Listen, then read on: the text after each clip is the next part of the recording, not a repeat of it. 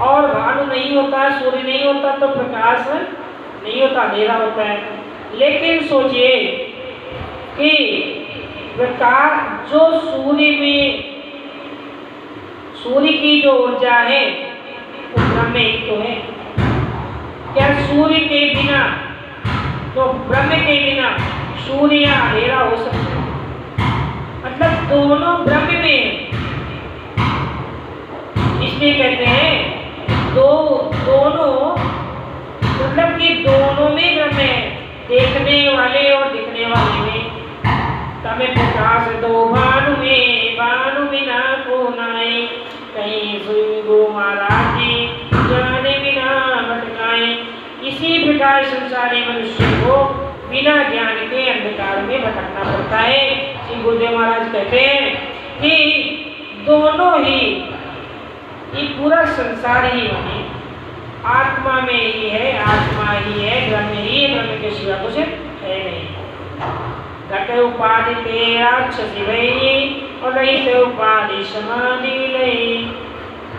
अच्छा, इस शरीर की तो उपाधि है, ये स्त्री है, पुरुष है, ये फला व्यक्ति है, ये फला व्यक्ति है। अगर इसको छोड़ दे फिर क्या कहोगे? कोई दिखाई पड़ जाए आत्मा तो क्या कहोगे कि नहीं ये फला आत्मा है, ये फला की आत्मा।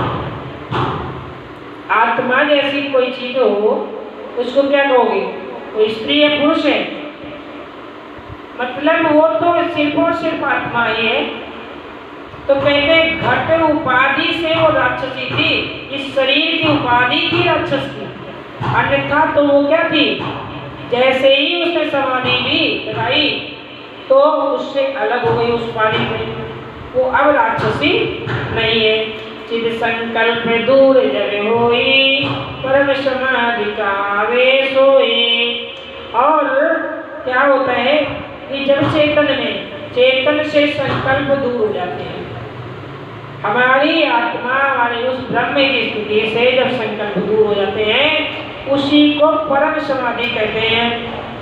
और बिना ज्ञान के उपाधि मिटती नहीं है। जब तक हम ये नहीं समझ लेंगे कि हम ही ब्रह्म ही है, हम वो चेतन सत्ता ही है, ईश्वर ही है, तब तक क्या होगा? ये उपाधि हमारी मिट नहीं सकती। और जब ज्ञान हो जाएगा तो सारी व्याधि, सारे कष्ट, और कष्ट किस चीज के हैं? उपाधि के। हम हैं, इसी के तो कष्ट हैं। हम हैं, हमारा शरीर है, और शरीर के साथ ये घर परिवार शुरू हो जाता है। जब घर परिवार शुरू हो गया तो शरीर के साथ व्यापार और बिजनेस और नौकरियां शुरू हो जाती हैं। मतलब हम हैं, इस कारण से व्याधि है। अगर हम ही ना हो तो क्या कोई उपाय, कोई व्याधि रह जाएगी, कोई कष्ट रह जाएगा? तो शरीर ही ना हो, शरीर ही ना हो तो क्या कोई शरीर को कष्ट होगा? कहीं दर्द होगा क्या? एक बार हमारे नाना जी थे, उनसे किसी ने कहा हमारे पैर में चोट लग गई, पैर दर्द हो रहा है। उन्होंने बड़ा अच्छा बात कहा, कहने लगे तुम्हारे पैर है तभी तो दर्द हो रहा है, पैर होता ना तो दर्द क्या होता है? अरे उन सैनिकों को देखो कि जो गोली खाने के बाद भी लड़ते रहते हैं। तो कहने का मतलब पैर, ये शरीर है तभी उपाधि है, तभी व्याधि है। लेकिन जब हम ध्यानस्थ होंगे, समाधिस्थ होंगे तो कोई उपाधि नहीं होगी, कोई व्याधि नहीं होगी। और कहने लगे कहो राम ये सत्य विचारा, आत्मज्ञान ते विजय विकारा। सत्य बात कहता हूँ कि आत्मज्ञान होने से सारे विकार मिट जाते हैं। देखो यहाँ कहते आत्मज्ञान से मिटई विकारा, सारे विकार जो है आत्मज्ञान से ही नष्ट हो जाते हैं, दुख नाश हो जाता है। अब कोई कहे हमने तो ज्ञान ले लिया गुरु जी महाराज से और हमारे विकार ना नष्ट हो गए, ऐसा ही तो कहेंगे। लेकिन क्या है, ज्ञान लेने का मतलब ये नहीं कि हम ज्ञान ले लिए बस हो गया कल्याण हमारा। ज्ञान लेने का मतलब ये है कि ज्ञान लें और उस ज्ञान में बने रहें। जैसे ही आत्मा में रहोगे तो शरीर का जब भान नहीं रह जाएगा तो सोचिए कौन सा विकार रह जाएगा। वहां तो सारे विकार शरीर तक ही तो है। आपका लोभ हो तो शरीर तक, मन तक, मोह हो तो मन तक, काम क्रोध इत्यादि है तो मन तक। कहने का मतलब काम क्रोध लोभ मोह ये शरीर तक थे, शरीर को ही जब छोड़ दिया तो कहाँ रह गए।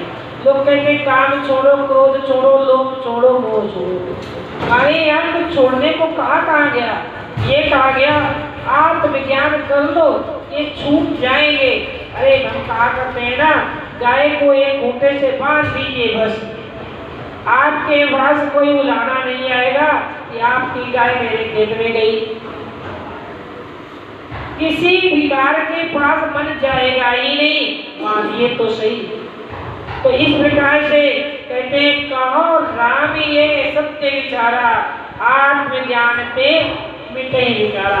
आत्मज्ञान जैसे ही होगा मैं आत्मा ही हूँ, मैं शरीर हूँ ही नहीं, ना हम देह हो ना मैं देह हो, ना मैं देह हूँ और ना देह मेरा है। सोचिए अगर ये मेरा होता तो मैं इसको संभाल के रख पाता, करोड़ों वर्ष तक इसको अपने पास ही रखता, छोड़ता ही नहीं। लेकिन ये मेरा नहीं तभी तो छूट जाता है, अपने आप ना चाहते हुए छूट जाता है।